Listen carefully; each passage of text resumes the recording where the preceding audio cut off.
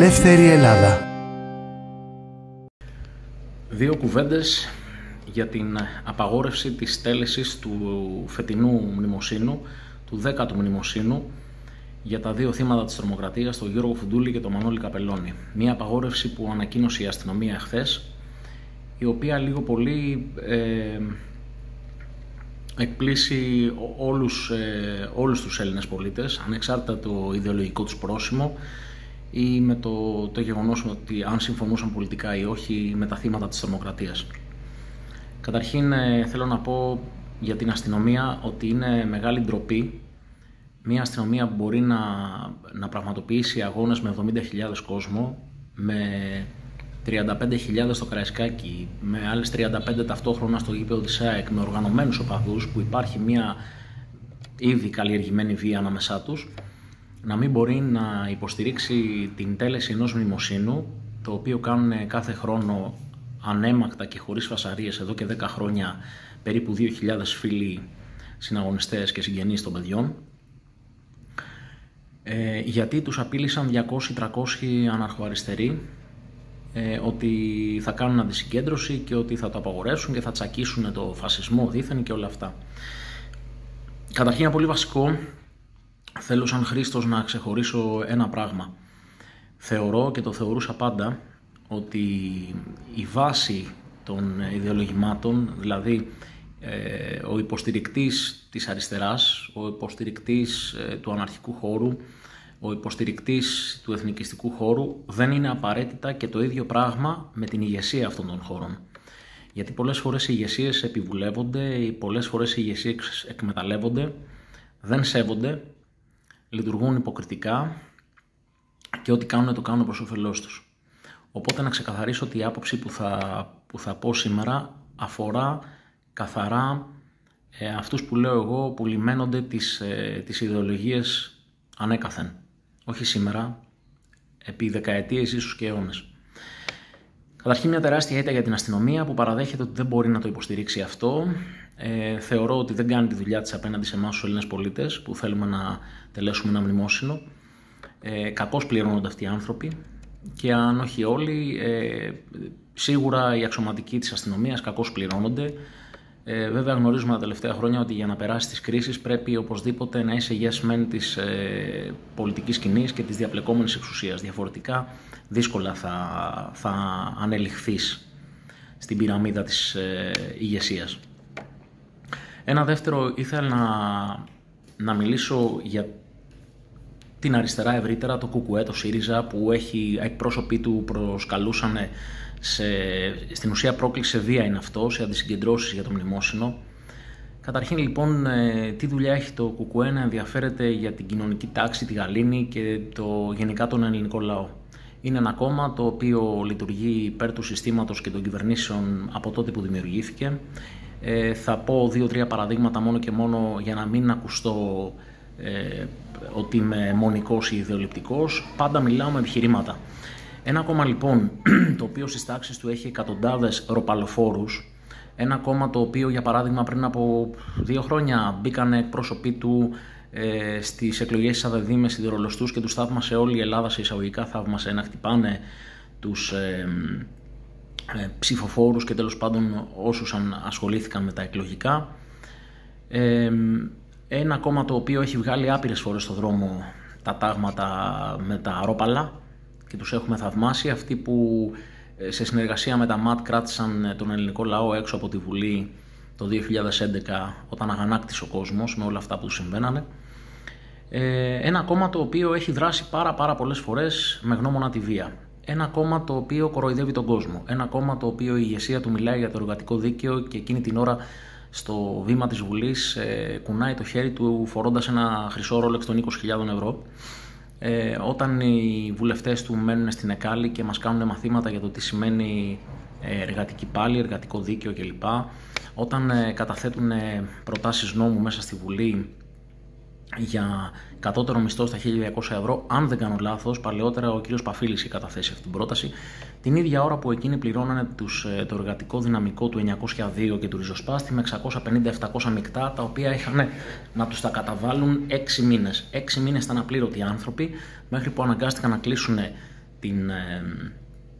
να κλείσουν την Ηρακλείου με πανό και μόλις ήρθαν τα κανάλια την επόμενη μέρα πληρωθήκανε. Αυτό το κόμμα λοιπόν, το οποίο σου λέει εδώ και 10-15 χρόνια ανοιχτά σύνορα και αλληλεγγύη κτλ., το μόνο που κάνει είναι να καλλιεργεί ένα κλίμα ώστε να έρχονται εκατομμύρια φτηνά εργατικά χέρια, με αποτέλεσμα ποιος πλήττεται? Η ελληνική εργατική τάξη, γιατί αντικαθίσταται. Όταν ένας Έλληνας εργάτης πριν από 10 χρόνια κόστιζε σε μια επιχείρηση 1.000 ευρώ και στη θέση του παίρνει με τα ίδια χρήματα 2 Πακιστανούς, γιατί έρχονται να δουλέψουν τσάμπα, καθώς στο Πακιστάν παίρνανε 90 και 100 ευρώ το μήνα. Άμα τους πεις εδώ 500 και τους δώσεις και κάπου να μείνουν, όπως καταλαβαίνεις, οι άνθρωποι ταλαιπωρημένοι είναι, θα τους εκμεταλλευτείς μια χαρά. Και έτσι λοιπόν τους εκμεταλλεύονται. Ποιος κερδίζει? Σίγουρα όχι η ελληνική εργατική τάξη. Κερδίζει όμως σίγουρα το κεφάλαιο, γιατί το κεφάλαιο καταφέρει με αυτόν τον τρόπο να κατεβάσει το κόστος παραγωγής, το εργασιακό κόστος, τουλάχιστον στο μισό. Οπότε το ΚΚΕ, άσχετα με το τι λέει στη θεωρία, στην πράξη ευνοεί το κεφάλαιο. Και μακάρι να βρεθεί ένας κομμουνιστής σε αυτόν τον πλανήτη ή και σε άλλο πλανήτη να μπορέσει να με αμφισβητήσει με επιχειρήματα. Αυτοί λοιπόν οι άνθρωποι δεν θέλουν το καλό του ελληνικού λαού, απλά έχουν ένα κοινό παρονομαστή με όλους τους άλλους που προανέφερα, τους Συριζέους, τους αναρχικούς, όλους αυτούς που κινήθηκαν για να ακυρωθεί αυτό το μνημόσυνο.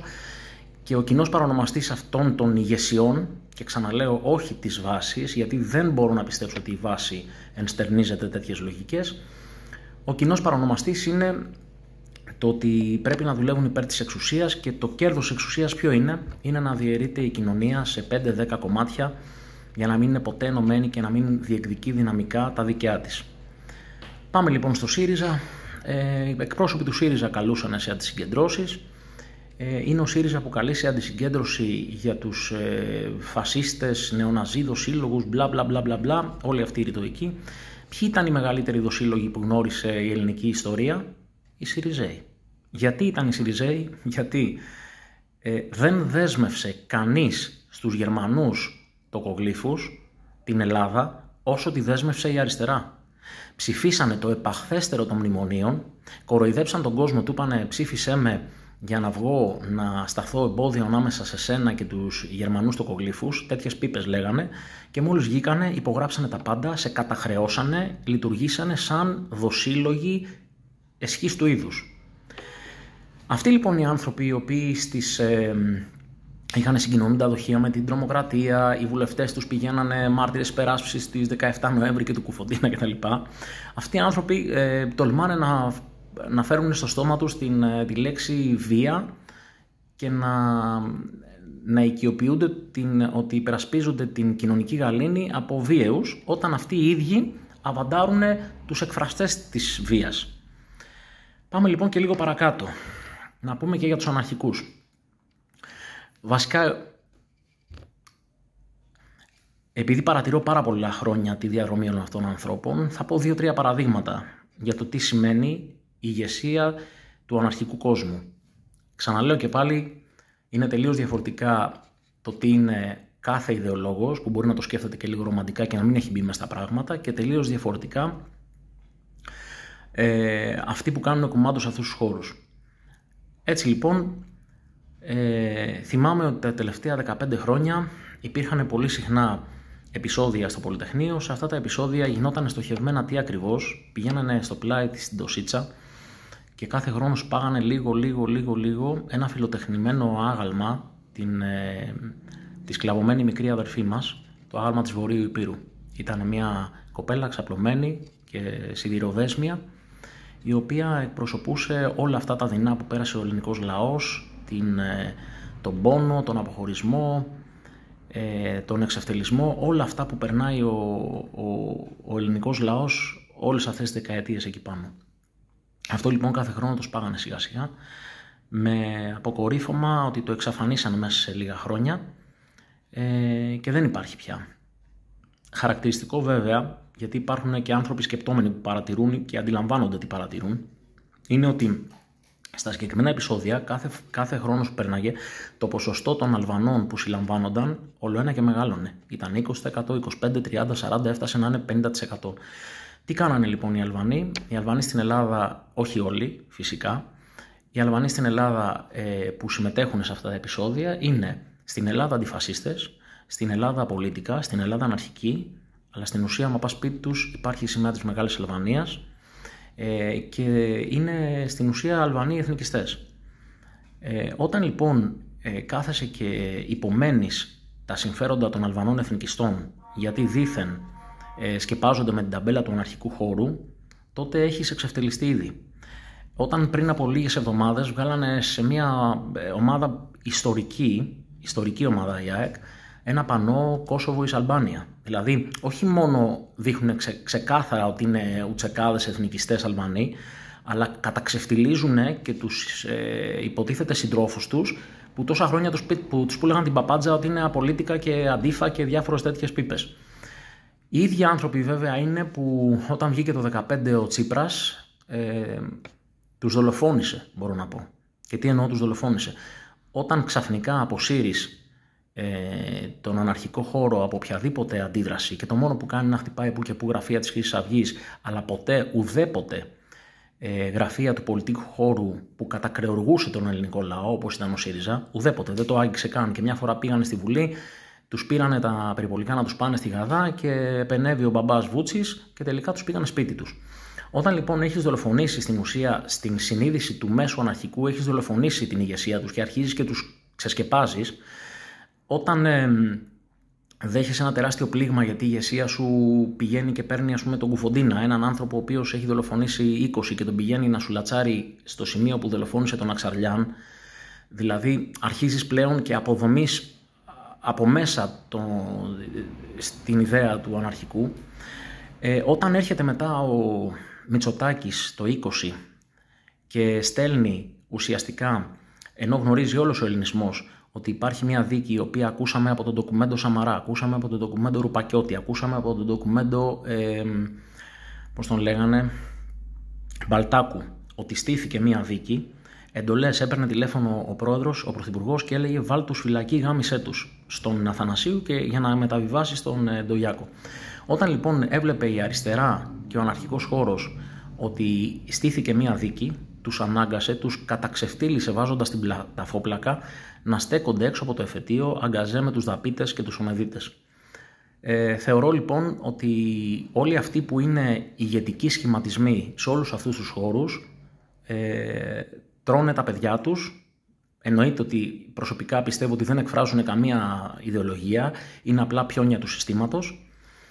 Καταφέραν να ξεφτυλίσουν όλες τις ιδέες από όπου και αν προέρχονταν, αυτή είναι η άποψή μου, και όταν φτάσαμε στο σημείο σήμερα λοιπόν να δεχόμαστε ότι κανένας δεν μπορεί να σεβαστεί νεκρούς, όταν σήμερα κατηγορούμε τους ακροδεξιούς ότι είναι ούγκανα, είναι ασέβαστοι, είναι απολύτιστοι, αλλά ουδέποτε πήγανε 10 χρόνια να προσπαθήσουν να ματαιώσουν μια τελετή μνήμης για το Φίσα, ουδέποτε πήγαν να σπάσουν το μνημείο, αλλά αυτό το έχει κάνει μόνο η άλλη πλευρά κατά των θυμάτων του εθνικισμού, δηλαδή μάλλον των θυμάτων που είχε ο εθνικισμός, τότε αποδεικνύεται και στην κοινή γνώμη ότι καλό το παπατζηλίκι των media, καλές οι μαλακίες που λένε οι δημοσιογράφοι, αλλά οι απολύτιστοι δεν είναι σε αυτή την πλευρά που φωτογραφίζουν οι δημοσιογράφοι, είναι ακριβώς απέναντι.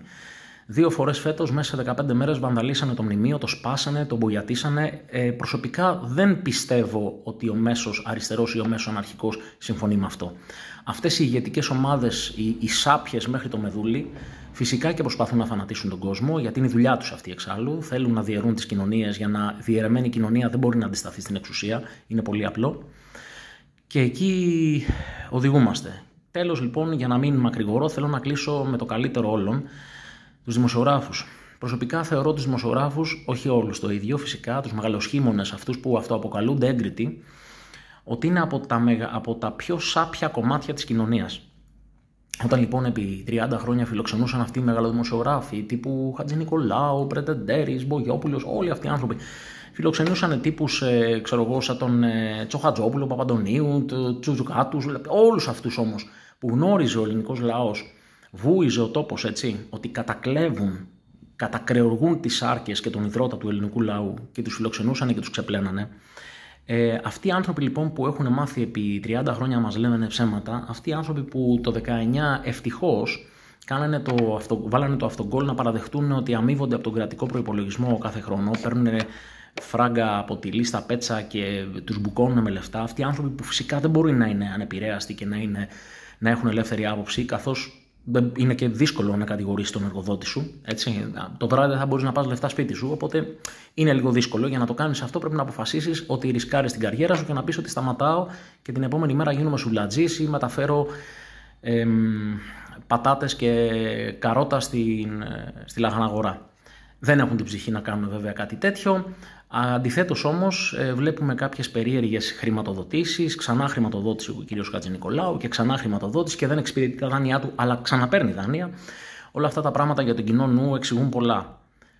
Όταν λοιπόν ο εθνικιστικός χώρος κατηγορείται νυχθημερών επί μία δεκαετία πλάς από αυτής της ποιότητας στη δημοσιογραφία, νομίζω ότι είναι ένα τεράστιο παράσημο. Όμως για να μην κάνω πολιτική συζήτηση και να μείνω στο ανθρώπινο κομμάτι, θα πω δεν πιστεύω εγώ σαν Χρήστος, που δεν εκπροσωπώ κανένα κόμμα, εκπροσωπώ τον εαυτό μου, δεν πιστεύω ότι ο ελληνικός λαός ανεξάρτητα την ιδεολογική του κατεύθυνση και τον ιδεολογικό του προσδιορισμό, ότι θα συμφωνούσε στην ύβρι και στη σκύλευση νεκρών και μνημείων. Δεν το πιστεύω με τίποτα. Πείτε με ρομαντικό, πείτε με όποιοι δείτε το βίντεο ότι ξέρω εγώ είμαι στην κοσμάρα μου. Δεν το πιστεύω.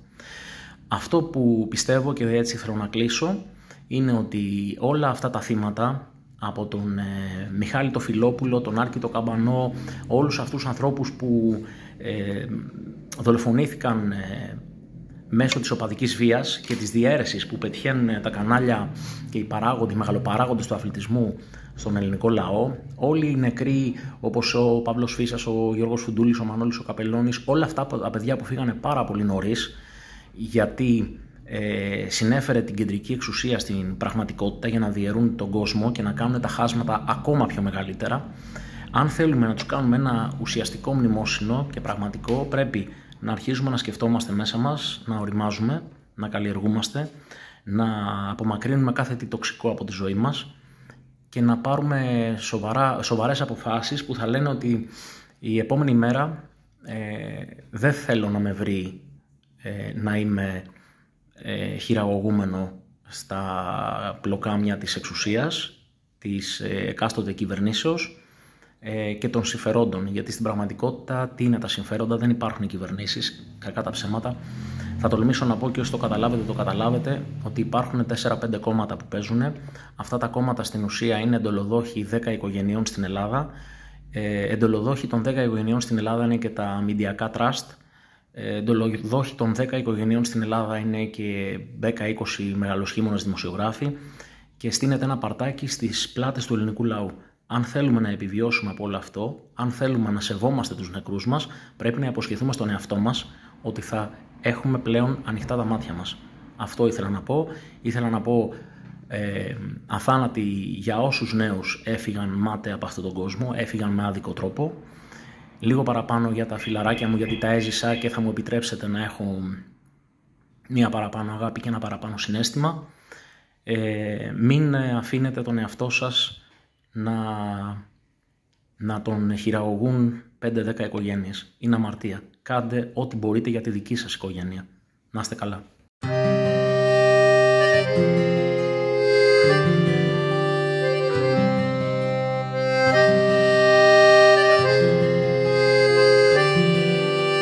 Ελεύθερη Ελλάδα.